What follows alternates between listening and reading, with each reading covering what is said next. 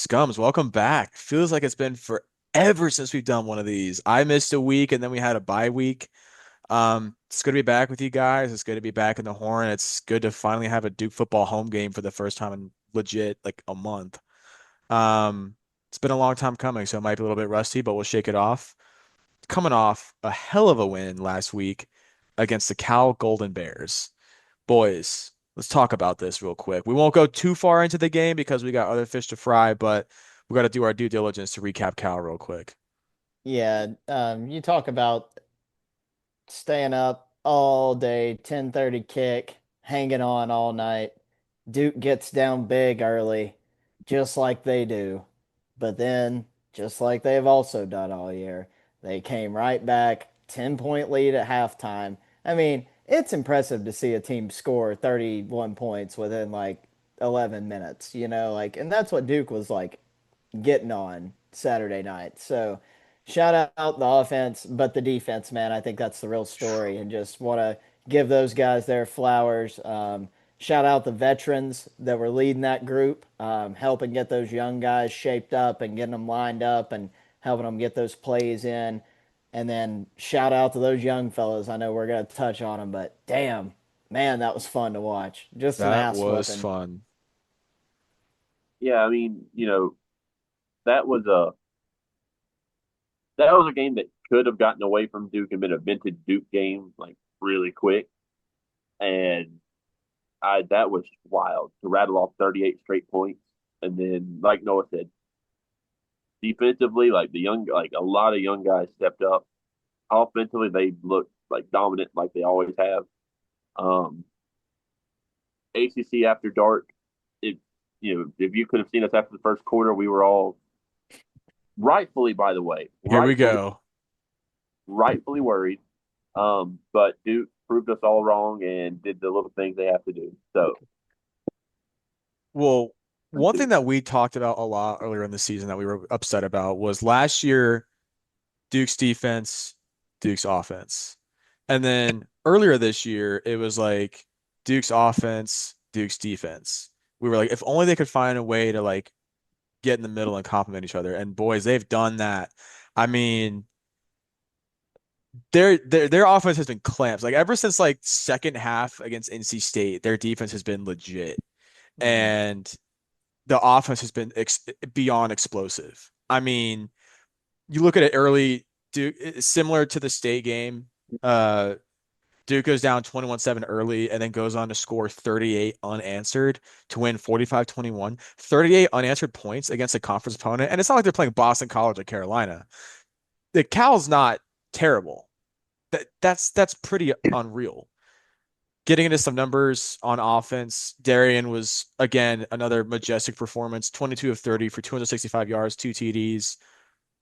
Nate Shepard doing what Nate Shepard does, 12 rushes, 91 yards, two TDs.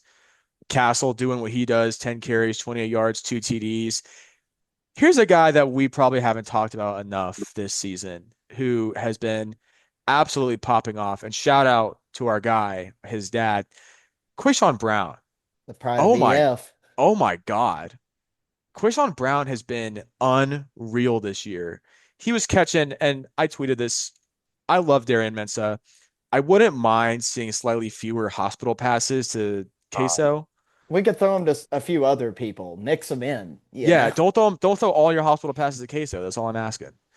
But to Queso's credit, he held on to all of them. Six catches, 104 yards, one TD.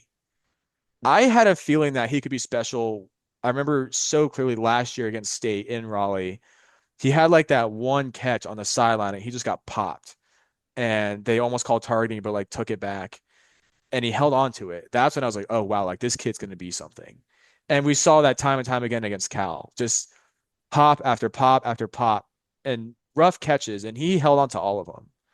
Queso's having a hell of a year this year. yeah, and you wouldn't like, of course, like Barcade's getting all the attention and stuff, but like, I don't think anyone had Queso pegged to be wide receiver two, like No.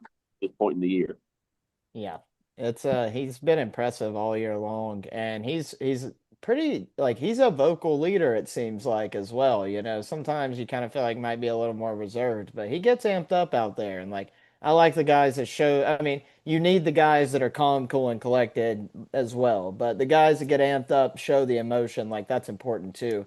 And Barkate kind of handles the one half of that, and I feel like Queso really takes the energy and amps it up a lot. So it's a great one-two punch. More better than anybody could have dreamed of. Yeah, that Selly queso hit after that one touchdown where he kind of went like this and like was Oh swaying yeah. side to side. That was sick. That's just East Forsyth, man. I fucking love I love it. Queso. I His love it when the North family Carolina too. I love it when the North Carolina guys shine out in these games. Trey, VJ, Queso, Jake, our buddy Jake Taylor had a beautiful God, catch. it was sexy, man. It's everywhere. That was beautiful. Um, Cooper Barkate continuing to impress. 5 receptions for 66 yards with a TD. Angelo Anthony finally showed up. I The don't milk, think, yeah, he got off the milk carton temporarily. Let's see if it sticks. I don't blame Anthony not being a factor on Anthony. I just feel like they maybe haven't targeted him very much because he had like several touchdowns earlier in the season. Hmm. yeah. I just feel like he just kind of, I think we're finding tight ends a little bit more, and that's yeah, taken away from some of those outside throws, which, yeah. give and take, I'm a tight end guy through and through. So, like, I hope I always want Adriel to get his touches, but, if he's limited to three or four or five a game and, our tight ends are getting four or five, I'm cool with that. Yeah, the tight ends, yeah, they've been eating too. I mean, Landon King has been popping off. Hazley's been getting good touches. Jake has been Hmm. getting some reps. So, like, we've got three solid tight ends who are all getting good touches. So, the Jonathan Brewer experiment is finally starting to look like what we've been hearing about for the last year, 2 years almost. It's finally like the heavy tight ends, explosive, up tempo. We're finally seeing what we've been sold this whole time. And I'm a fan. Jonathan Brewer, I take back everything I ever said about you. I apologize. I was wrong. Yeah, I Any mean, other thoughts before defense? it the offense has started to come, and the one thing that we were most critical about was the run game, like coming into the season, and Yeah. that's where we've seen the improvement that needed to be made. Like a consistent run game's been found. So my qualms with the offense were solved. Yeah, and that's kind of what Tyler was saying there. In the preseason, anybody that listened to our pods, we reiterated that Duke had to find a run game this year 150, 175, 200-yard football games between the stable to be successful and win football games. And the two games Duke didn't win, they never got the ground game rolling. Mm, The games Duke have won, even when they were down by two or three scores, like State and Cal, they found a consistent run game throughout the comeback. And then while taking the lead, they kept establishing the run. Consistency is key. And, if it works, it works. We've got the talent there to make a run game, be forceful and powerful in this league. And that's what they're doing. So shout out the offense. Shout out Brewer. Still some reservations about some of those third and short play calling, but everybody's got their itch. Speaking on the run game really quick, obviously Nate Shepard has been a demon. Anderson Castle's been a demon. Let's give some love to the OG, to Unk. Dunk. Jaquez Moore making an impact in this game, huh? He had that Yeah, one, what was it? That Jacques 12-yard run. Unk And still then got he had it. another run for like 30 something yards, give or something like that. I was happy to see it because this is a Jaquez Moore fan pod. We just haven't, as tough as it is, we haven't seen as much from him this year. So it was good to see Quez, get back to being the Quez that we know and love. Now let's look at the defensive side of the ball. Early in the game, we're upset. We're scared. We're down a few touchdowns. Trey Freeman goes down early. Bradley Gompers kill Gompers, somebody. yeah, Bradley Gompers almost kills someone on clean hit to me. I didn't see a problem with it. Yeah. Football. It was a football move. Yeah, as Noah said once, if you don't like it, don't play, boys. Yeah. And if you don't want to Um, get knocked the fuck out, don't suit up, boys. You know what you're signing up for. lo and behold, a young man out of Westlake, Texas, by the name of Elliot Shopper comes in and puts on a performance. 12 tackles, 2 sacks, 1 interception. Holy hell. He came like out of like a bat out of hell, man. Holy shit. What a Boys, performance. I when we I mean the group chat was popping off, and I mean the scums, we posted that edit and it was like Elliot Shopper tonight, and it was Luke Kuechly just crashed out, Ah, killing people. Earlier today, on my break, I went back and watched our linebacker preview. We never said that we thought he would get playing time, and I don't think anybody would have. But what we did say on this podcast was we thought he was going to be a dog. Nobody is a Max Preps All American from Westlake, Texas, without being a dog. And oh man, Nick Morse watching him, Jr., Elliot Shopper, you could Matt tell, Saracen, yeah, Matt Saracen, East Dillon Panthers, Jason stars. Street. Tim Riggins. But you could tell, and like it's the cliche Texas high school football is the best in the nation. It's the truth. But there's certain levels to it, and these players come more well prepared fundamentally. Elliott was, I mean, everything he did, his form tackling, his pursuit to the ball, how he filled the gaps, he never false stepped on the snap of the ball. He never had that really shitty linebacker false step. His zone coverage is great. Like he's going to be a stud. And like, man, that was fun to watch. And shout out his parents. Elon game came up to us at the walk, introduced themselves, and they're cool ass folks as Good well. So folks. good, Good folks. another scum fam, and it was just a pleasure to More watch. fans of the pod. Yeah. Absolutely. I mean, Elliot's got like the speed of Patrick Willis and like the physicality of Patrick Willis. And he's gonna be a demon, man. He's gonna be a beast. I have the weird thing with our linebacker room currently because Nick is out for the year. Trey will be back this week. I think he'll be available. Kendall Johnson was hurt, so we're down to like Luke Mergott, Elliot Shopper, who two guys I have a lot of faith in now. It's just like the depth. It's like we have the guys, but we don't have the depth. We could very well be on pace to see meaningful, memorable factor snaps at the end of this Well, season. I'm Put your Capital One. at one point in time during the game, like I was kind of zoned out, and I thought Ben Humphrey was back there playing linebacker. Mm-hmm. I His thought pursuit was unreal. we had Hollywood back out there again. Yeah. And like a lot of times, linebackers that are so good at like stopping the run and blitzing, you're going to be like, man, they're going to suck at pass, zone man to man scheme. I didn't see nothing that looked like suck. You know what I mean? I might have Nothing. saw a little bit that looked like confusion, and rightfully so. Entire playbook thrown in, new coverage coming in every play. You're looking at signs. Looks like they're speaking in ASL. You're trying to interpret all of it, relay that shit around. You got Mergot wearing the dot, right? I think it was Mergot wearing the dot. I think Murgatt did have Yeah, a dot, yeah. Yeah, so you got Mergot out there screaming, and I mean he's getting accustomed to it too. So like you're gonna expect a little confusion. But if my and one of my favorite things I ever took from playing football growing up is like if you're gonna mess up fast and mess up hard. Them boys messed up fast and hard if they ever did. And when you do that, you're gonna have better outcomes. And it was a pleasure to watch. The Yeah, defense all around was fun to it watch. was special. Wes Williams, 9 tackles, sack and a half, 3.5 tackles for loss. VJ, 5 tackles, 1.5 sacks, 3 tackles for loss.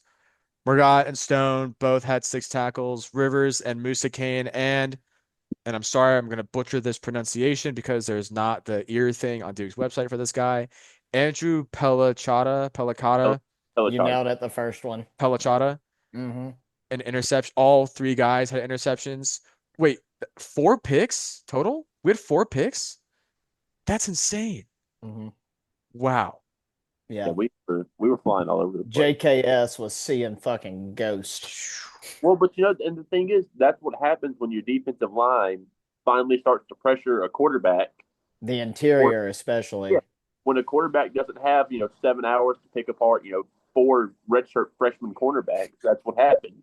Landon Callahan stood a chance out there if he only had to guard for 2.5 seconds. Oh, I,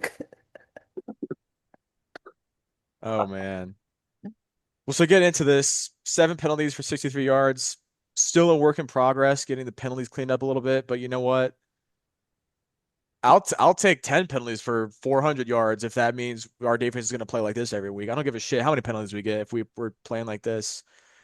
We had 400. Wait, did we have 443 yards? Yeah. Hmm. Okay. Duke had 443 yards to 286 yards from Cal.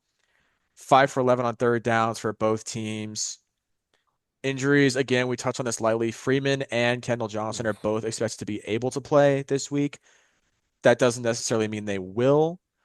That being said, they're at minimum there for as depth pieces if we need them. If And I had that's to, huge. if I had to give a scum assessment on that, I would say you have a more likely sign of seeing Kendall Johnson, and hopefully you don't need Trey this week Yeah. because I think Trey's so important. Resting for 2 more weeks before Clemson, if Yeah. you can get away with it, is the Yeah. right move. Don't want to Yeah. rush it. A Trey hundred is a percent. break glass in case of emergency Yeah. scenario.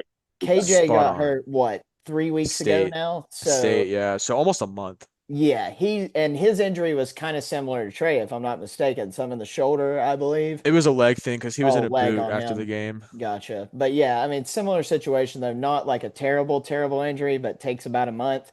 No need to rush Trey back if he dislocated his shoulder last week. well, and we'll Uh, have Harper's back this week. Hmm. yeah, we'll have Gompers back this week, who he was out there for like all of 3 plays. I mean, he was out there for 3 plays, killed somebody, and they got ejected. So, um, that's so Duke. Noah, why don't you take this for us? Oh man, as always, Duke. What did we say going into the game last week that we couldn't afford to lose linebackers? Mm.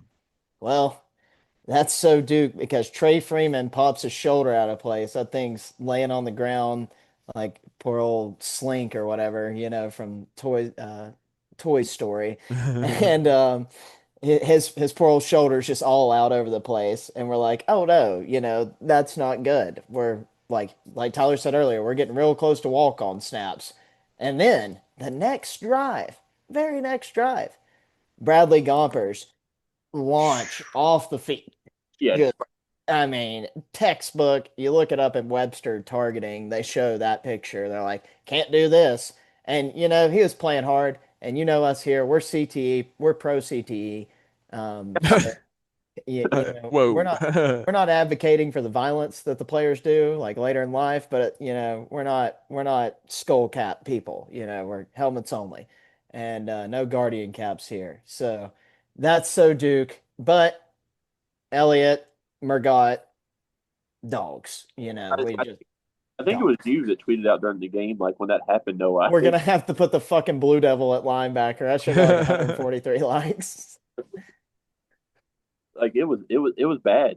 Like it when that happened, we were already down.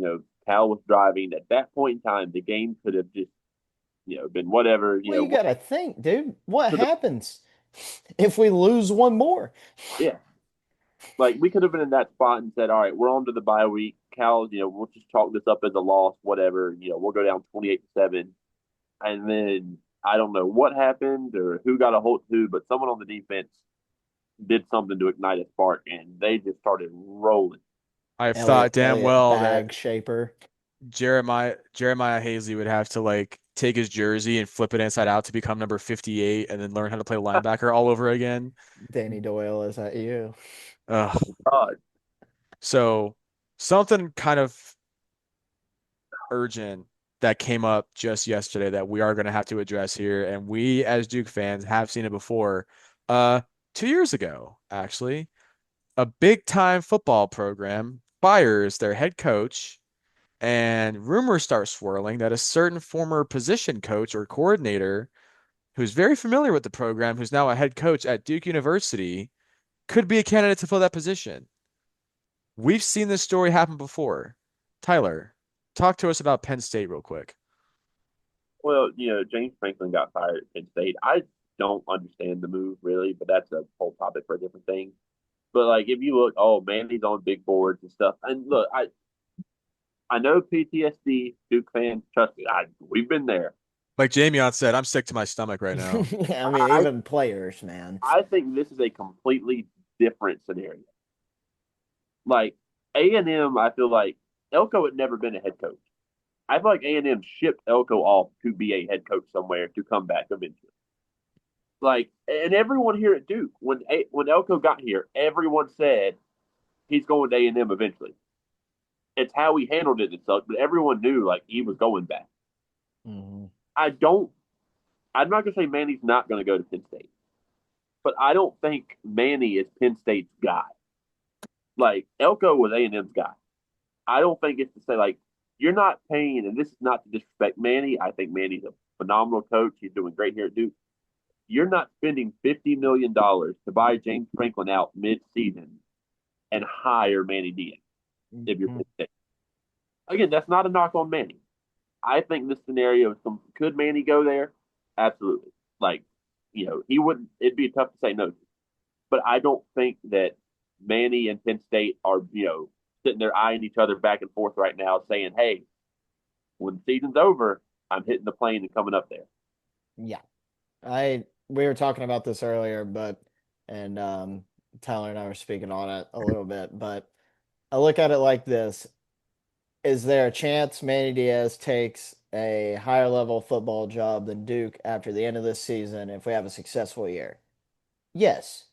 Do I think it's more likely of a chance than him staying? No.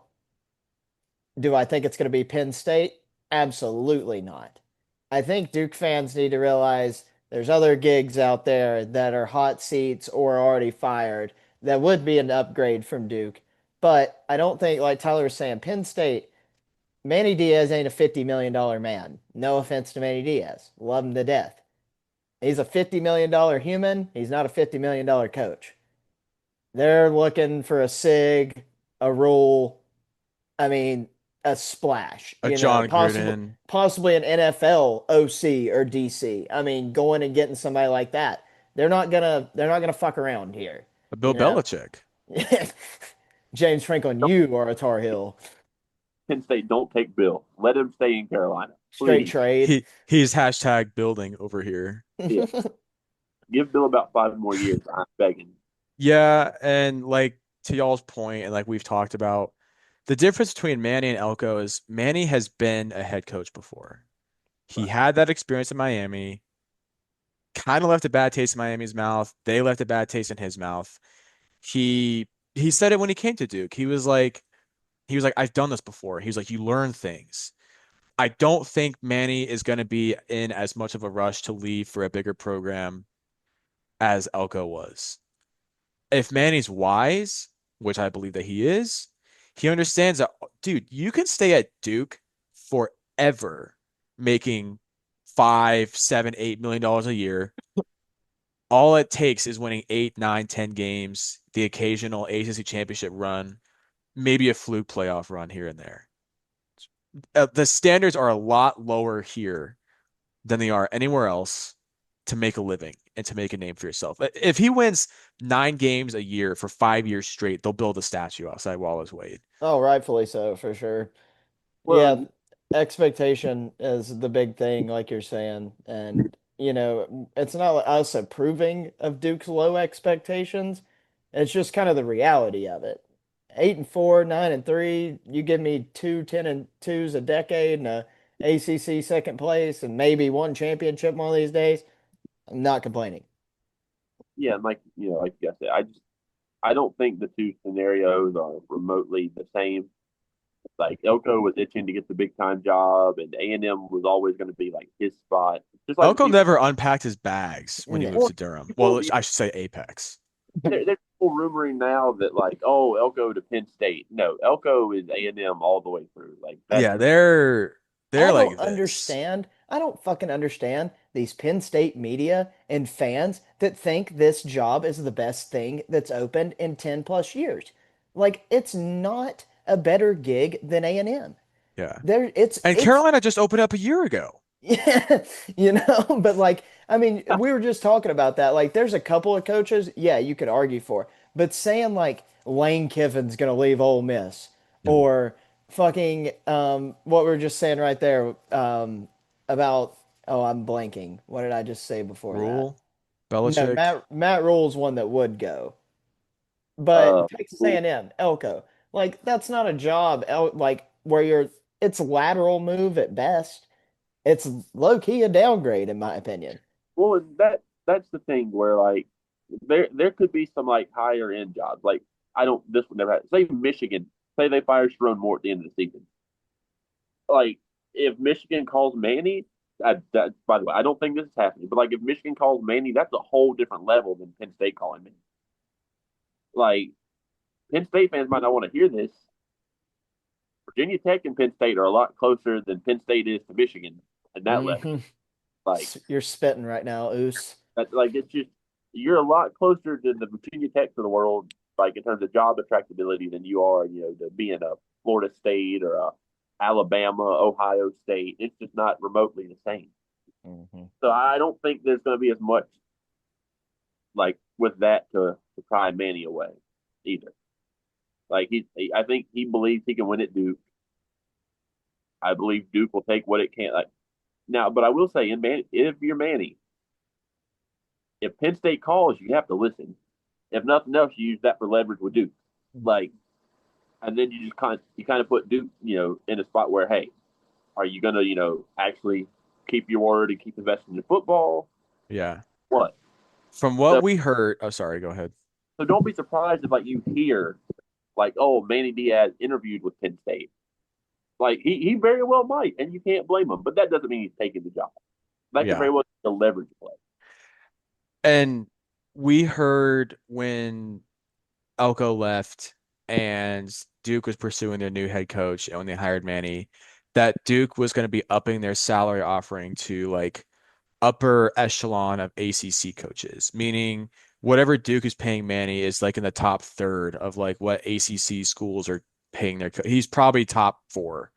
Um, that being said, he might potentially try to leverage this into like becoming maybe the second or third highest paid guy in the ACC. Um, I just think that even if he doesn't take the Penn State job, even if he does stay at Duke, at minimum, the rumor mill is going to be running this year, and he is going to be fielding calls and fielding offers that very well could potentially shake the locker room.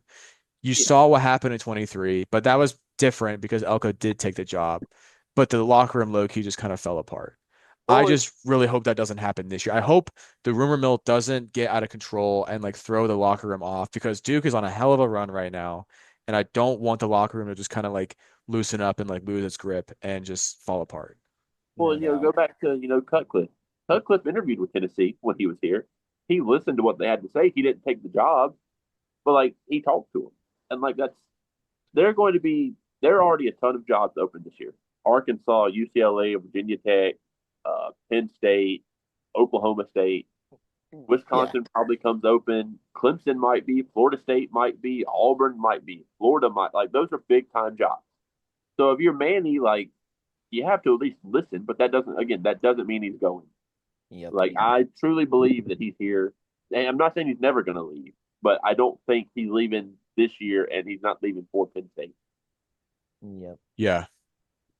All Tough I that to to truly say. say, believe. Jimbo Fisher, you are a Blue Devil. Believe. We'll look back on this episode and cry one day. But mailbag. Here we go. It's got to shake the rust off. So, gonna listen to this. Mailbag. First and foremost, our good friend Timothy Gonzalez.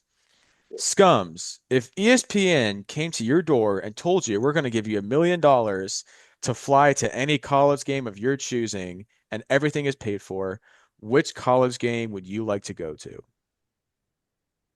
I, Georgia, Bama. ooh, But SEC championship, Georgia, Bama at the Mercedes-Benz Dome. That's hmm. that's where I would want to be.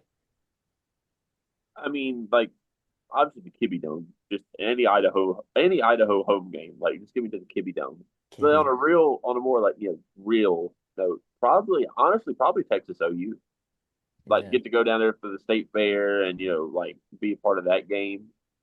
Um, that or maybe the game. One like probably would be those two on the top of my list. I'm a simple man. Um, if we're going hypothetical football games, Duke in the national title. That would be sick. If we're going real football games that we know are going to happen or have a very likely chance of happening, give me USC versus Notre Dame at USC. That's a good rivalry It's too. a very Old school. underrated, yeah. 20 years ago, that shit meant something. Oh Real yeah. For USC a Southern, long by time the that way, game was important. What, Tyler? the real USC Southern Cal for people The listening. the By only USC as far as I'm concerned. yeah, amen. Um, that's actually a great question, Tim. Thanks for that. I Yeah, actually shout out really Tim. that's a great question. I love those. Um, our friend Crazy Talk, new friend, new member of the Duke football sphere. He asks, is our depth at linebacker good enough to hold up against Georgia Tech? I think so. Knowing what we know now, Kendall's going to be ready to go. Trey's going to be ready to go. I honestly think we should ride the hot hand, let Murgot and Shopper be the two starters. I sounds crazy. Sounds crazy. Shopper performed too well against Cal to not get the start. I Mhm. saw a post, and it's true. It's low key. It's like there's usually when your starters, your longtime starters at any position go down, there's some kind of fall off. There hasn't really been that with the linebacker room. If anything, there was zero fall off. Like Shopper balled. Murgaugh is coming into his own. We still have barely seen any of Bradley Gomper's, but I think we ride the hot hand here. Murgaugh, Shopper, Trey, and Kendall are there as depth pieces. Let them heal up on the sidelines and only be put in if they have to. You know what I'm saying?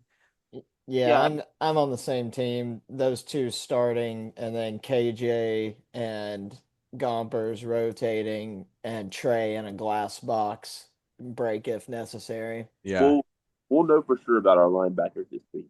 Georgia Tech's a whole different challenge than Cal. So if they hold up this week, then we're fine. Yeah, absolutely. Our friend Will Kuntis, Wet Willie, But asks, Will, how do we ruin Georgia Tech's day? I like Georgia Tech. Their rebuild is going well, but those guys have been stealing our shine, and I'm tired of it. Ooh. How do we best collectively, quote, knock their dicks in their watch pockets and send them home with an L? Contain Haynes King. He is not a very pass heavy quarterback, and we will get into that. He's almost like Riley Leonard a couple years ago, except he can run and throw. And he's got CTE already. Yeah, and he's got CTE already. He's a yeah, very physical quarterback and runs. If we can contain Haynes King and force him to throw the ball, then we could be okay. yeah. Duke's biggest thing for me is rush for 100, 150 plus, 175. I think you auto win. 150, I think you got a good chance at winning. Just and we'll get into this more later, but it's going to be the same thing for me every third down. If Duke wins third down, they'll win the game. Yep. Our friend Bentley Weeks asks, I'm curious to know who you guys are more concerned about for us, Georgia Tech or UVA? Georgia Oh, Tech, easy, Georgia Tech. Yeah. GT. Nothing against UVA. UVA is a solid football team, but they're only ranked because they beat an FSU team that was skewed in the rankings. Not that FSU is a bad team, not that UVA is not any good, but I'm saying that Georgia Tech is Georgia Tech and UVA is UVA. They're both good football teams, but different types of good. Georgia Tech will give us more fits than UVA will, I believe. Yeah. Tech all day. Yeah, it's not even close. Timothy Gonzalez again says, what a great story in Cheater Hill. Y'all's takes on it. Uh, Ditto. it's sick the PR stunts they're trying to run right now to Oh, save dude, face bad. because they 100% want to dodge him, but they're just letting lawyers figure out how to not pay that much money. Yeah, I mean it's. I don't think anyone expected Carolina to be good, but I don't think anyone expected them to be this bad. Like I don't. He might. He's like. I'd be shocked if they fire him, partially because how much money they just gave him after 1 year. Yeah, But but but if they fire him tomorrow, also it's like I'm really not that shocked at all. James Franklin, They paid out 50 million. What's Belichick's buyout? 10. It's I could 10, see it. but yeah, it was crazy because in his contract, it was $1 million to buy him out up until kickoff of the first game. And then as soon as that game started, it went to 10 million. They could have just avoided this all with a simple scratch off ticket. That's still so insane that they hired fucking Bill Belichick. They're What the what were they stupidest. I mean, thinking? the dumbest fuckers. They gotta be like how Duke's using that crazy ass like private AI equity firm or whatever. They Yeah, just but they that's working. Yeah, That's no, working. but they're just using Grok. Like they're not paying for shit. They're just going in and go, who should But Carolina hire? Bill I Belichick. I hate Bubba Cunningham, their athletic director, but he wanted to hire John Summerall. Oh yeah, But the board of trustees stepped in and said, no, we're getting Bill Belichick. He wanted to hire Summerall, which would have been a fucking slam dunk. night would have been a nightmare for Yeah. us. And now John's waiting for the UF LSU job to open up. So thank God the board of trustees doesn't know football. Hmm. Our friend Mensa Maniac says, question number one. Nobody wants to see players get hurt or ejected, but did situations forcing Duke to use its true freshman just take this team to another level? Yeah, we were forced to see Elliott Chopper. And he not only did he not disappoint, he exceeded expectations. That man was out of his mind on that night against Cal. Yeah, Yeah. I. Oh, go ahead, Tyler. No, I mean, it's one of those things where, like, yeah, it's good to see a freshman step into that, but it also speaks to, like, the Nick Morris and Trey Freeman, like, what they've done to get those guys ready. Yeah. Like, they, and, like, obviously, Elliott was going to be good when he got here. Like, no one's not that, but, like, it speaks to Packy and Morris and Freeman and the leadership in that room to have them ready to be in that spot. Like, because it just as easily could have went as wrong as it did right for us. Yeah, 100%. And like we were saying, our hand was forced to have those guys come out on the field. But it's nice that Duke football lives in a world now where we didn't have to trot out a 0-star guy from Long Island, New York, who was there to be at Fuqua, and then a 2-star dude that played private Christian ball at a Connecticut, charter school. And like, not shitting on the old days. Like I'm not. We lived them. I watched those guys get reps back in the day. The guys nobody knew. You thought were walk-ons, but were scholarship players. We've got dogs that are in those roles now, and it's really cool to see. So shout out them, and like we've said all pod long, man, it was fun to watch. Question number two from Mensa Maniac. He says, how much do you think the UNC football situation affects the whole department? And who the fuck takes over as interim if Bill Belichick is fired mid-year? So there's actually a clause in Belichick's deal that Steve Belichick is supposed to be coach in waiting. Hmm. Yeah, So if Bill gets canned, technically it has to be a son. Um, if I'm remembering that right, I'm pretty sure that's like in his contract that Steve Belichick is coach in waiting. that is correct. Um, I just What a mess. no matter how bad it gets, I don't think they fire him during the season because that would just Uh-uh. make it 10 times worse. No, Like and they've came it, out publicly and doubled down that they're not going to. yeah, yeah, the chancellor was at the press conference today. Hmm. So like, I don't But think he's going this during the season. the off season, he's getting Yeah, moved. he's getting the ads. Our friend Milo, new to the group chat, he says, I made a Twitter so you guys wouldn't skip my questions anymore. Who do you think ends up on the pine in the linebacker room next year? Oh, will Trey still be here next year?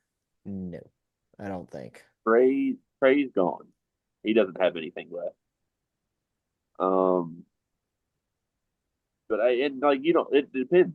Like people might transfer out. We might get more. Like it. You don't really know. Um, Gut says Murgat right off the bat because if Nick Morris is back, Nick Morris will be the play caller for the defense. Yeah. Um, and then you have like Gompers and then Shopper. So like it just gut instinct, maybe Murgat. Oh well, Kendall. I think Kendall Johnson's what sophomore. Yeah, he's a redshirt sophomore, I think. He's a or young maybe kid. maybe a true sophomore, one of the two. Yeah, I agree on that line. I think, but it's like also like you're saying, we might lose a couple guys to the portal, we might gain a couple older guys in the portal, but like ideally, you get Nick Morris back, and you would have a four-man rotation of Nick, Elliott, Gompers, and KJ, in my opinion, just based off of what I've seen and like athleticism wise. But I also like Murgaut's played well too, so it's hard to tell right now. But it's a good problem to have, and you could possibly start moving some of those guys like Gompers, a more slender build, and maybe a striker, outside linebacker type guy. So it's a good problem to have. Sure. Wet Willie again. He says, I like Double Georgia dip. Tech, my favorite ACC expansion team, but they and UVA are suddenly the ACC network darlings. Them Bastages is stealing our shine. All right, man. This is a quote, prove it game, and we got to knock their socks off into their po watch pockets again. How do we do that? We just touched on that. He also says coaching dominoes are falling. How much should we or Nina King sweat all this movement? Nina King is ice cold. She don't sweat shit. The whole staff could get on a plane and leave tonight, and we'd still get to a bowl game and probably win that bowl game. I can promise you that much. Birmingham I Bowl 2.0. Yeah, I mean maybe even worse, dude. You know what I mean? Like it might just be Nina and Price out there coaching. give old President Price the headset.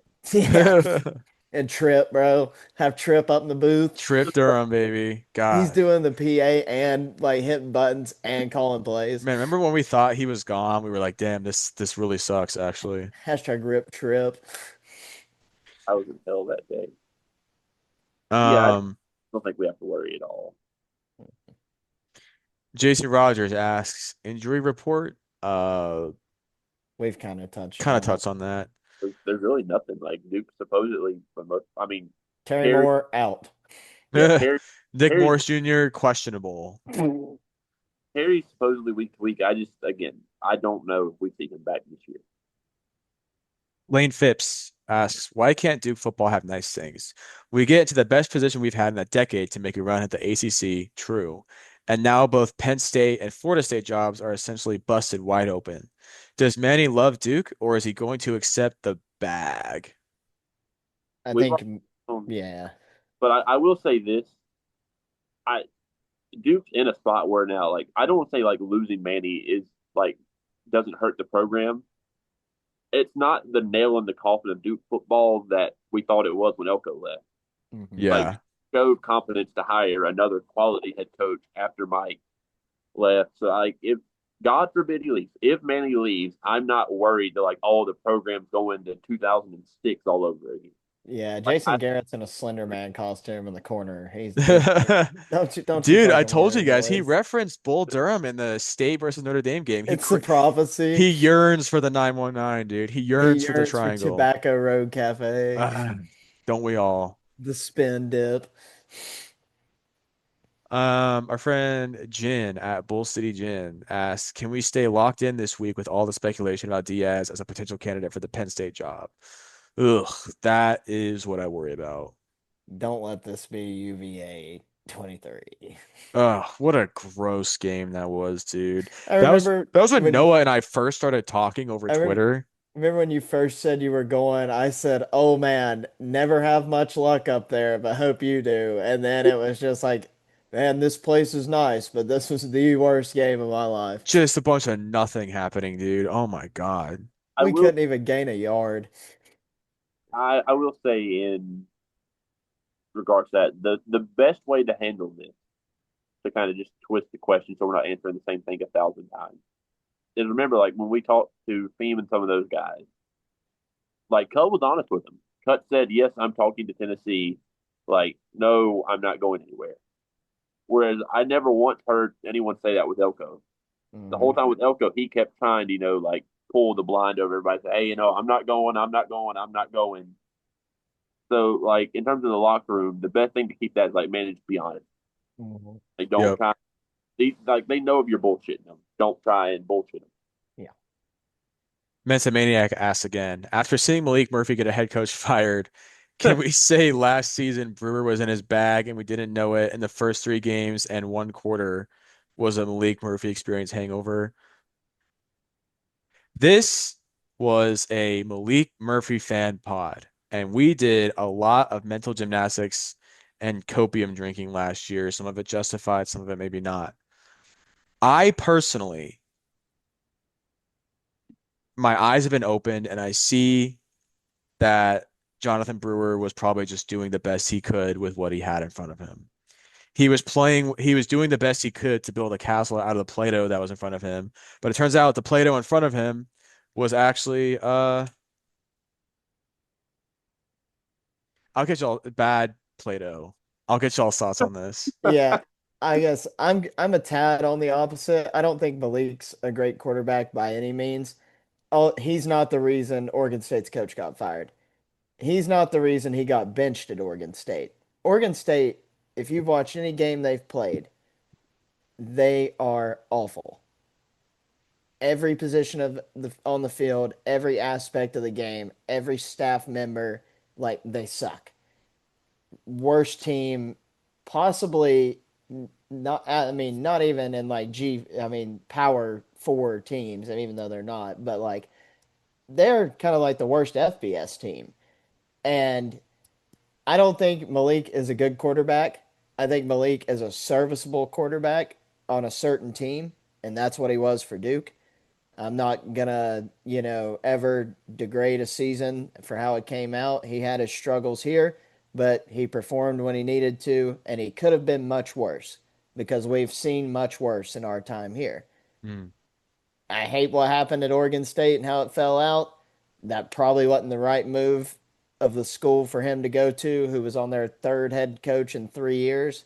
So, hate it for him. Wish the best for him. Hope things turn around. But yeah, I mean, I don't think he's the reason the guy got fired, but he's I struggling. I think it's a little bit of catch 22. Like I think Brewer has improved, but I don't think I like you can't watch Duke football last year and go Malik Murphy was the entire problem. Hmm. Like Mensa's not running the ball this year, but Duke's running the ball better. Like it's because we got Anderson Castle, we got Nate Shepard. Quez is running back 3 now, and that's not to knock Quez, but Quez was never made to be a running back 1, get 20 carries a game. Then Yeah. Quez hurt last year, so then He's a Star boutique back. so then Star Thomas steps in. We go from a 3 back system to Star Thomas and Peyton Jones trying to do all the work. Yeah, like it was You're Malik not definitely at fault last year for some of it, yeah, absolutely. but like he wasn't the sole like reason. And that said, if this isn't to knock Brewer, if it takes Jonathan Brewer, a first round draft pick at quarterback and the best running back Duke may have ever had in school history to have a good offense. Yeah, that's another point. Like Good I think point. Brewer's in his bag, but like to that point, like he should be in his bag with this roster. So I think it's a catch 22. Like Brewer's doing a good job this year, but again, like I would hope he would. I would hope he would do a good job with what he's been given. Yeah, good point. Last question. Our friend the Duke of QP. He says, "Do we just spy Haynes King the entire game?" Yeah. You Put have, Musa Kane out there as the designated spy all game I'm and telling, contain that boy. I'm telling you, just tell Gompers we'll pay the fine. First play of the Oh game, yeah. We'll all over. crowdfund that suspension. It's head down. Just it's not going to matter. Haynes King's unkillable. Like you cannot kill that son of a bitch. But at least you set a tone. Well, like that's the thing. Is like that's the age-old thing. If you're gonna get a personal foul called on you or targeting, make that shit count. Yeah, Make that 15 yards and a quarter missed count. it's insane. But yeah, like Yeah. We'll start a GoFundMe to pay for Bradley Gompers to this is actually probably going to land us in some legal trouble if we go down this rabbit hole any further. So let's get off this topic. You guys know what we mean though. Hit our DMs. a perfect comparison is look back to Tulane. Red Slap. Duke's game plan was let him beat us with his legs. Damn if he didn't. Wasn't bright, wasn't the brightest game plan in the world. But it Damn, worked. to let Juzelle out there, young but that's young the Jew exact team. Johnny. Yeah. You can't come into this game with the exact same game plan of, hey, if Haynes King beats us on the ground and we take away everything else, and so be it, because he will 1,000%. If you let That's how him, he wins. The thing yeah, with Retzloff is he's not. If I correct me if I'm wrong, Retzloff is not really a running first quarterback. Like he's a good passer, right? he's He's not, more of a running quarterback, but he's he's not, not a bad passer. yeah, he's not like run first, So he's but like Haynes King then. yeah, it's very comparable. Okay. Not as good of a passer, I would say, Yeah. than Haynes. All right. That was a good mailbag. Thanks to everyone who participated. Now we give it off to Noah and Tyler for the best bets of the week segment. Dun-dun-dun. Tyler, Noah, take this one away. Tyler, do you have remember what's our live record right now? Do you have that? I don't, but we're like 4 or 5 above 500, Yeah, whatever. so we're still five up. I had another. I was checking mine. I went 4-1 on mine last week, so pretty solid. Um, got some decent ones this week. Louisville, Miami on a Friday night. ACC Friday night football gets wicked. 13.5 points, just too many. Give me the Cardinals covering. Brom boys playing hard football. It'll be Miami's probably one of their trap games. So I believe in the card, not to win, but to cover. Then I've got Houston -2.5 versus Arizona. Houston's rolling right now, folks. If you're tuned in to a little Big 12 action when you're not watching the Blue Devils play, Dean Connors and Connor Wegman are fun to watch right now down there. So it's a good time. And then last but not least, Boston College may have just got smoked. And, I hate to say this now because shout out Nick Morris and Nick Morris's family. Nick Morris's brother plays for UConn. And we have low key been hating on UConn, but I'm taking Boston College -1.5. Mora, Mora Ball, I don't think rolls this week. Mora says, we love you. Please forgive us. Well, I mean, But college has to win a game eventually. Boston College gets their lick back. The battle of the Northeast, the battle of just Chestnut Hill, you know. I They, would die for this. It's just Chestnut Hill. And then my money line is LSU +110 over Vandy. yeah, I think that was pretty self-explanatory. Hmm. Um, I've got this week. They have yet to let me down. I'm going back to Miami of Ohio, the Red Hawks, -12.5 against Eastern Michigan. Eastern Michigan's terrible. Um, like that's just they're not very good. This one doesn't make sense to me. One win UTSA rolling into North Texas, who just got, I mean, just got the brake beat off of them by USF. But I think that USF team, like And they're that good. USF team, might win a game in the playoffs. Hmm. Like they're legit. But North Texas -4.5. This one UAB should not cover 21.5 against Memphis. But I'm a firm believer in when you fire your head coach the next week, you just come out and play better than you're supposed to. Look at Virginia Tech. So I'm going to take UAB +21.5 against Memphis. And my money line pick, Duke and Northwestern are a lot alike. So how Duke would it be to, go into Happy Valley, you beat Penn State, you get James Franklin fired, you come back home, like one win Purdue rolls into town, and Purdue, which is going to curb stomp Northwestern. Oh yeah. So I'm taking Purdue to beat Northwestern out on the lake at that beautiful stadium they have that should be their permanent stadium, but won't be. So I'm going to take Purdue there. And then scum money line. Forgot to write this down, but Steve Hartsoe did indeed die for this one. Yeah, USC +260 Hell yeah. over Notre Dame at Notre Dame. Give me the Trojans. Sword, baby. fight on, Love it. Fight on. Fight fight on. on. One of the, if not the best fight song in college football, by the Oh way. my God. Right behind Georgia Tech IMO. Yeah, well, God. there's like 1, 2 for me. Hmm.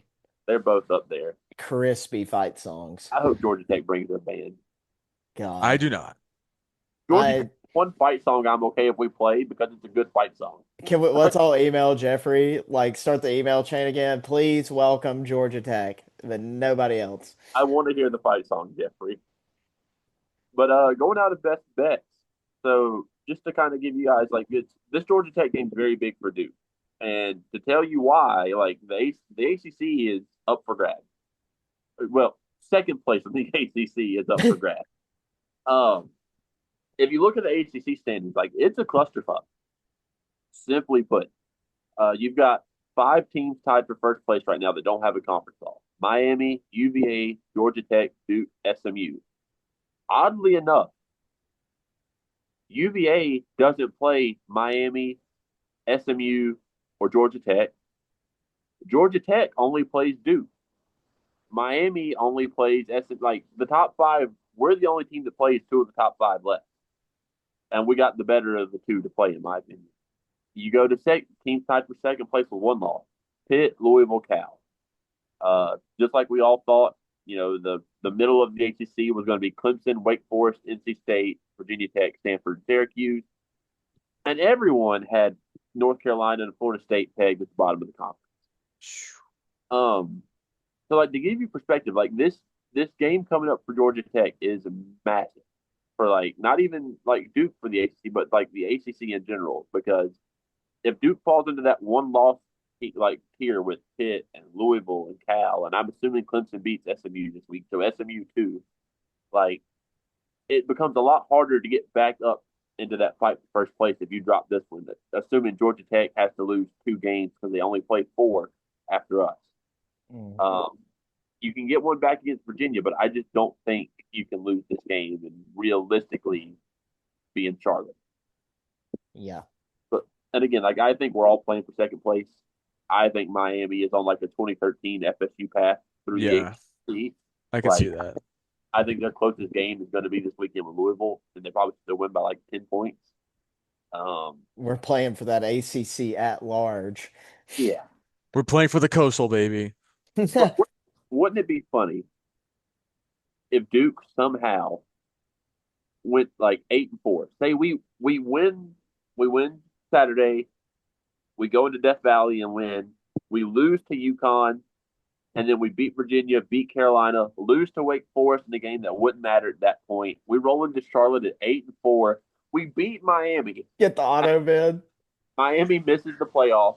Duke misses the playoff because we wouldn't be like one of the five highest ranked conference champions, and the ACC gets zero bids. You've Just thought long imagine, and hard about this, Tyler, and you're probably right. just imagine a world where Duke wins the ACC and the ACC gets zero college football playoff bids. They'd have to sneak us in at 11. You just know they would. They'd sneak They, us in yeah, there. they sneak us into 11. We got to go play the shoe and just get, oh, God. Imagine a playoff game at Wallace Wade Stadium. Chills. ESPN would hate that so much that they Ugh. would lose millions of They'd be dollars on so that. mad. They put it on the CW. Oh, for sure. And it wouldn't even be like a capacity crowd. Like with the 35,000 seats that we have, it'd be like a crowd of like 28,000 people. And Yeah. like 17 of that is like the opposing team's fans. Oh, no, don't you It's worry. that crowd where the far corners aren't filled up, but everything else kind of looks decent, but Ugh. there's still like 10,000 less. Illinois comes to mind. Yeah. It's a 50-50 crowd, but it's only 25% capacity. Yeah. We're so negative. That was like the first negativity we've had on this pod. We were doing so well. Someone's got to do it. You're welcome. So we're what? On to the GT preview, right? Yeah, Oh, GT yeah. Tech. GT Tech, I'll take us into this one. All time, like most of our conference opponents, Duke is behind in the all-time matchup series. 35, 55, and 1. We are 21 and 23 against them at home, which is a lot more respectable than being 35 and 55 all time.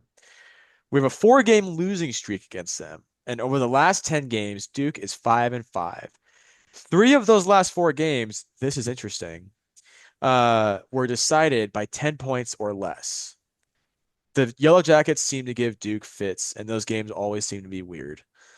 Duke had 2 wins against Georgia Tech between 1990 and 2014, which, And they played every year, by the and they way. played every year. Mhm. That sounds eerily similar to Duke versus Carolina in that time period, in which Duke also had like 2 wins or 3 wins. Very, very similar to I'm Carolina in that time I'm period. starting to think Duke wasn't very good from 1990 to 2014. Well, and that's the thing. Like, sorry to keep harping on NC State. No, I'm not sorry to keep harping on NC State. Those guys love saying that like the old wins don't matter, but then also like anytime you bring up the most recent wins in which Duke is 5-6, they revert back to like the 90s and 2000s when Duke was losing games to like Meredith College and VMI.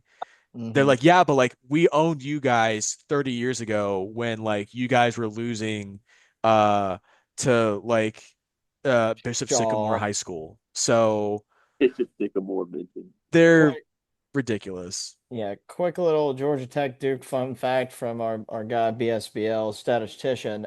3 games in a row, Duke scored 0 points in 2 of them and 2 points in the third one against Georgia Tech during that run. So pain, pain. It's not good. Georgia, UNC, Tech. But yeah, Tyler, talk to us about Brent Key. Look, guys, I haven't hit it all year, like, and Noah too, but no one loves Georgia Tech more than me. Even going back to like the off season, I've been the biggest Georgia Tech homer out of like the non Georgia Tech fans. And shout out Haynes King Enjoyer if he finds this. One of the Georgia Tech fans that like interacts with the pod all the time. Um, but Brent Key's in his 4th season at Georgia Tech. He played at Georgia Tech. He was an assistant coach there when Jeff Collins was there, and I miss Jeff Collins every day at Georgia Tech because boy, they're rolling again. He's 24-16. And Noah, what's the stat? It's like Brent Key is what 8-0 against ranked teams at Georgia Tech now. Yeah, he's never lost to a Yeah, ranked team. And then also, they're 8-0 when the ACC huddle covers their game. So, Brent Key, known ranked and known ACC huddle winner. So, got some things stacked against us in the luck department, it would seem like. yeah. And they're 6-0 coming in this game. The number 12 in the country. Um, they don't have like a great win, but they also really, with the exception of that Wake Forest game, they haven't really played bad all year. They went, Virginia Tech came to them and they beat the piss out of Virginia Tech this last weekend. Uh, just some guys like you need to know Haynes King, the quarterback, obviously. Running back Jamal Haynes has been there for forever with Haynes King. New running back has emerged, the third guy this year, Malachi Hosley, don't know. All 3 of those guys have 350 yards plus on the ground, and they all average more than 5 yards a carry. Like, yeah. And when Haynes throws the ball, you have to, like you can't just dare him to throw and hope he misses. He's completing 71% of his passes this year. He's got 4 touchdowns, 1 interception, 900 yards. Can I say Uh, something about Georgia Tech before we get too far away from the schedule? yeah, I like Georgia Tech. They're a good football team. Haynes King is a good quarterback. Brent Key is a good head coach. I understand why they're ranked, and I know that this is a big matchup. But we have to do our due diligence as journalists, as scums. We have ACC media credentials after all. We have to say this. Let's look at who Georgia Tech has played. They beat Colorado. All right. They beat Gardner Webb, of course. I running would hope back. so. G Web. They beat Clemson. That looked really good at the time. 24-21. They beat Temple, obviously. They became ranked after beating Clemson because that was back when people thought Clemson were good. They struggled with Wake Forest. They beat Virginia Tech. I mean, their best win to this point is a Clemson team that's not all that we thought it was going to be. They're ranked because of the system. It's not their fault that they're ranked. Clemson was ranked, therefore Georgia Tech is ranked as they should be because of the way that this works. But Georgia Tech hasn't really, and it's not their fault. They play who's on their schedule. It's the same argument you can make about Duke. They play who they're scheduled. But Georgia Tech hasn't really beat anyone who's like, oh yeah, like that's a win you put in your cap. You know what I'm saying? I Uh, know that we're high on Georgia Tech, but they're a good football team. And this soundbite right here is going to come out to bite me after this game if we lose or before if their fans are that crazy. But yeah, I don't know. I just this Well, isn't as treacherous of a game coming up that I think some people think it is. I really think, like, for me, when it comes down to it, it's like that's the case for every ACC team. That's good and won games. Like, they're not, I mean, everybody's going to have a win against Georgia. I mean, against VT, Wake, Syracuse, Cal, UNC this year, Florida Yeah. State, whatever. None of those wins are going to look great for anybody. Like Duke's best win right now is State, I guess, or Cal. Like neither of which are great wins. But still, we're a good football team. Like I believe Duke's a good football team. Same case with me for Georgia Tech. Strength of Yeah. schedule is a little weak, but I'm trusting that they're good and good beyond the strength of schedule stuff for sure. I think it's very similar to Duke in 23, where they also beat a Clemson team that was not as good as people thought they were and got ranked. And by halfway through the season, that wasn't the case anymore. Now, that being said, Georgia Tech can totally beat Syracuse, can totally beat NC State and Boston College and Pitt. I think the best team on Georgia Tech's schedule from here on out is Duke. Oh yeah, that it's without a doubt, Duke. that's why this game is so important because if if Duke wants to make Charlotte, and this is assuming Miami, doesn't slip up somewhere and tiebreakers get weird. Like if Duke wants to control their own destiny, you have to beat Georgia Tech because if you lose to Georgia Tech, you have to hope that they lose two games out of Boston College, Pitt, Syracuse, and State to get that tiebreaker over them. And realistically, that's just not going to happen. Yeah. Like you beat Georgia Tech this week, and a little bit of the pressure is off of you to where you can afford to maybe slip up somewhere. You can afford to lose to Clemson in Death Valley. You get some breathing room. You can afford to maybe drop a game to Virginia at home, or maybe lose to Wake Forest, God forbid. You have But to hold the tiebreaker. if you lose this game to Georgia Tech, you cannot lose another game the rest of the way and get into Charlotte. Like this game pretty much determines where like Duke heads. Are we playing for a really good bowl game or are we playing for the ACC? Yeah. Um, but to dive back into some of this stuff, like offensively, they run the ball. They run the ball. They run the ball. They run the ball. They want to control the clock. They want to make you, feel pressure. They want to put pressure on your offense by limiting possession. On the season, Georgia Tech has thrown the ball 163 times. They have run the ball 231 times. Yeah, I saw that stat and I was like, is that real? They've thrown the ball, what was it, 130 times, give or take? Yeah, they don't like they want to run the ball and they can. Their offensive line is legit. They've given up 3 sacks all season. Through 6 games, they've given up 3 sacks. Like that's something to watch. And we've been worried about Duke's defensive line all year. Like, oh, the defensive line hasn't shown up. The defensive line's not. If Duke can't pressure Haynes King against their offensive line, that is something to watch. When they do throw the ball, two guys to know, Malik Rutherford and Eric Rivers have both been at Georgia Tech for a few years now. They're both really solid wide receivers. They're where Haynes King wants to go. 20 receptions each for over 200 yards. Their defense, conversely, has 12 sacks, but they've only got 2 interceptions. And their number one, I don't remember his name. I'd have to go look it up. Their number one cornerback got hurt and is out. Like he won't be playing this week.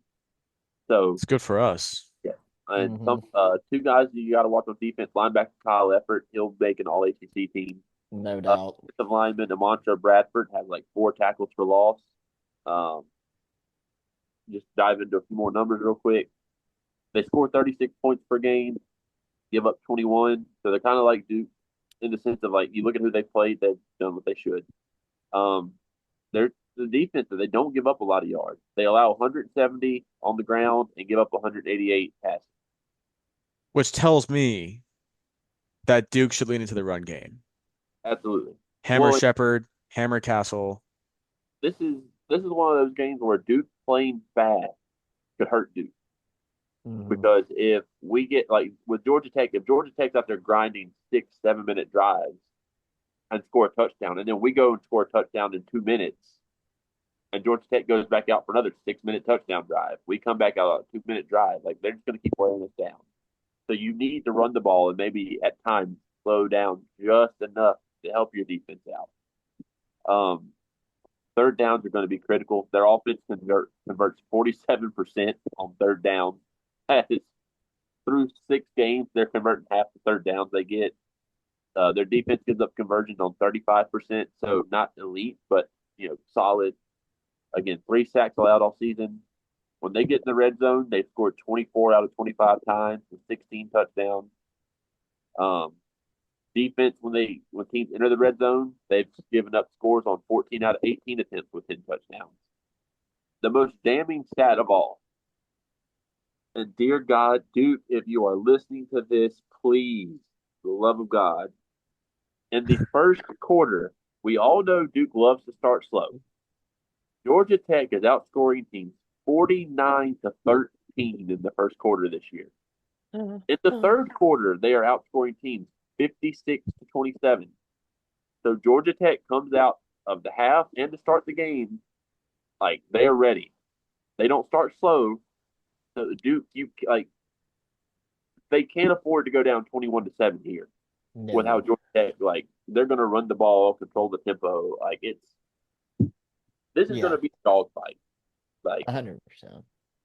um, but I'll let you guys kind of talk what y'all think about the game and stuff. Yeah, I think the key for Duke, I mean, the offense for me offensively is just as cliche as it is. Keep doing what you're doing. Yeah, Establish that run game, find the pass game, start a little quicker. Not saying these slow starts have been on the offense. We've thrown the touchdown up, and then the defense doesn't get a stop, and then we're down, then we punt. I get it. But offensively, doing what you're doing will work to win this football game. Defensively, we got to switch some schematics around. We need to be rotating spies. We need to have drop back spies. I mean, you can disguise it however you want. Drop a D end off the line of scrimmage, blitz a corner down, blitz a safety down, whatever. Just mix it up a little bit. Don't let Haynes King get a read on how you're trying to keep them contained. And then that word right there, containment, containment, containment. VJ, Wesley Williams, set the standard all week in practice. Bauer, Harlan's going to be working with them. All those guys, how to Oh set yeah. that edge, how to hold that edge. That's what's going to win this football game, in my opinion. And when you got talented guys like that, and even though they're super talented pass rushers, they're really good run defenders as well. They set those edges. We're going to be in good shape. To your point, keep doing what's working. Duke has really found a groove in the run game, and it looks like, I mean, with how many rushing yards Georgia Tech is giving up every game, 170 isn't like a ungodly amount to be giving up every game, but considering they're giving up 188 passing yards every game, that tells me they're significantly stronger defending the pass and the run. Hammer the run game. We're lucky that we have Shepard and Castle and even Quez to some extent. Um, just hammer those guys, slow, long drives. Um, don't shy away from the passing game because I mean Mensa is like number two. I don't know where he's at now after the bye week, but Mensa's top five in the country for a reason. That's not a fluke. Hammer the run game, but don't shy away from the pass. Find a way, learn from your mistakes against uh against Tulane with not being able to handle a mobile quarterback. Contain, like you guys are saying, put VJ back. He's got some speed on him. Have a linebacker spy here and there. Elliott Elliott is Shopper, dude. I mean, my God, his the nobody speed on that matches kid. up better than Elliott. I Yeah, mean, the speed on that kid. I mean, shit. And this week in practice, put I don't know, who's a big, speedy, beefy guy that Duke has. Uh, Todd Polino. Todd Polino. He's Cosme Solace. I mean, yeah, Angelo Anthony or somebody with some speed and some size back in the backfield, have him be a mobile quarterback, practice containing him. Yeah. Or do what I tweeted about recently and put a chicken out there and have the team chase a chicken around. But yeah, no, I Georgia Tech is 13th, but don't be scared. Don't be scared of this 13th overall our team. Um, it's going to be a good game. It's going to be an electric game. two very good teams in the ACC. I mean, this game should be a primetime game. I'm upset that it's not, but it is. Or I'm upset that it's not, but that's what the way it is. All that being said, are we doing scores now? Noah, did you give your score? No, Give I didn't, me, but I'll give mine for sure. give me Duke. Give me Duke 42, Georgia Tech 31. MVP, Nate Shepherd. Nate Shepherd is going to go crazy on this run defense. Nice. I'm gonna sneak mine in here real quick. Duke 34, Georgia Tech 33. MVP offensive line. I think the run game really dominates this week. Yeah. Well, thanks, guys. I'm going to be the bad guy here. Here Layup. comes Tyler. Here comes the Dragon. I mean, look, until they prove it to me, I can't. Like, I don't think Georgia Tech is the 12th best team in the country necessarily, but they are a really good team, and this is a really big game for Duke. And under Manny Diaz, under Mike Elko, under David Cutcliffe, when was the last time, minus the Clemson game, that Duke won a really big game? Buddy, it could have been under God and we we could have lost. Yeah. Until Duke shows me, like even this year, look how we came out against Tulane and Illinois, and I think we're better than we were then. But we haven't played a game of that magnitude since. No disrespect to Syracuse, Cal, State, they're just not on the same like level of. So until I see it from Duke, I hope I'm wrong, but I'm going Georgia Tech. I think Georgia Tech's going to keep this game to a limited possession. I don't think Duke's going to have the ball enough to get into the 40s. I think it's going to be 31-27 Georgia Tech, and Todd misses an extra point or something. Daytime Todd, man. You know the So that's right. splits. No. The game's at day, so I'll go 28. Yeah, give him his flowers. Yeah, He's it's going Thursday. 4 for 4. His Yeah, nuts are gonna hang. yeah, 28-31, and like I said, MVP though. I think you know what? Someone on the defensive line will step up and have a fine. Well, West had a big game the other day, but Chopper outplayed him.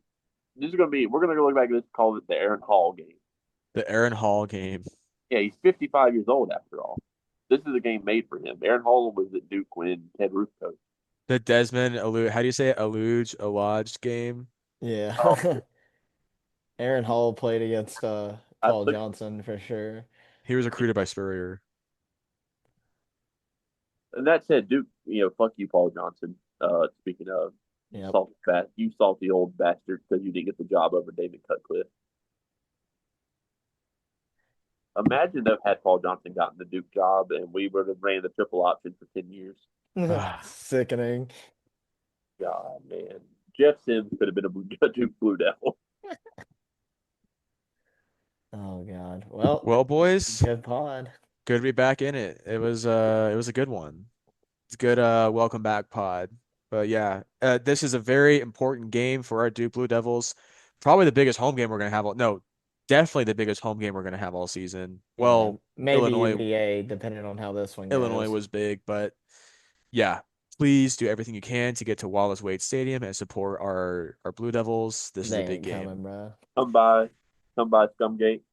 Unless you're an Scumgate, op, then do not come to Scumgate. We have to say that every time. we'll be doing some breakfast. Yeah, we'll have some breakfast. We're gonna be out there early. Real